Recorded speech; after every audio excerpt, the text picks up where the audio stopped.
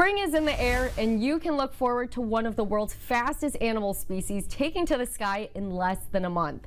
Joining Mid-Michigan Matters today, speaking on the peregrine falcons, is Paige Green with the MSU Fisheries and Wildlife Club.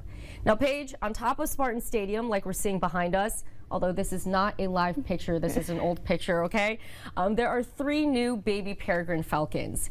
Usually they have names, so what are you able to share about them?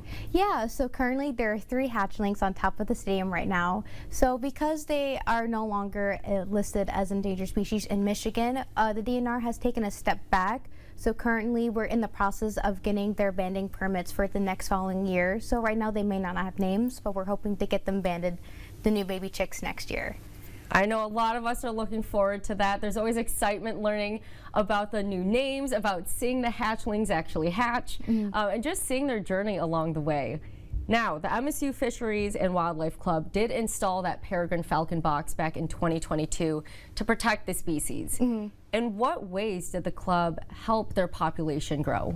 Yeah, so we noticed back in 2022 with a previous alumni, saw that they kept nesting on top of the box, like on top of the stadium, and we were like, we wanted to help create a sustainable place for them to actually nest and be protected from any elements. So our old wildlife chair, Evan Griffin, decided to build a box which helped create a sustainable place for them to keep coming back each year so we can help sustain their population in the state of Michigan. You're giving them that consistent home to come back to and creating those elements where they are able to flourish. Yes. Now, the Wildlife and Fisheries, or Fisheries and Wildlife Club, goes beyond helping the peregrine falcons. What other conservation efforts do you do throughout the year? Yeah, so currently we do something called the restoration area. So we have a habitat chair that leads that, and we typically try to get students involved in restoration committee and restoration ecology, where we go in and learn about native species and versus invasive species, so we can create an ecosystem like a prairie or a wetland prairie, so we can restore it back to what it once was, so we can help sustain native bee pollinators, bird populations, and anything that needs those native plants in order to flourish. You're rebuilding them by gaining that understanding and then building a habitat again where they are able to keep their populations growing, which is so great to hear. Now, I know that they have gone through a couple weeks. The babies, I was taking a look at them this morning. They were eating their breakfast, and you can just keep going back to look at them through the live cam.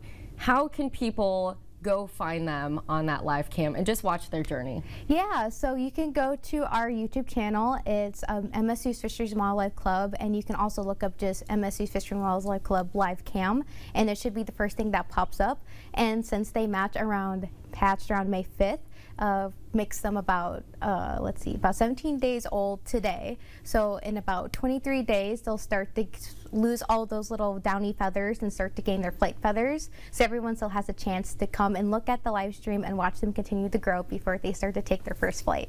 That is exciting, just watching them transform. And like you said, you start seeing all these fuzzies around in the box before they gain their feathers and they take flight.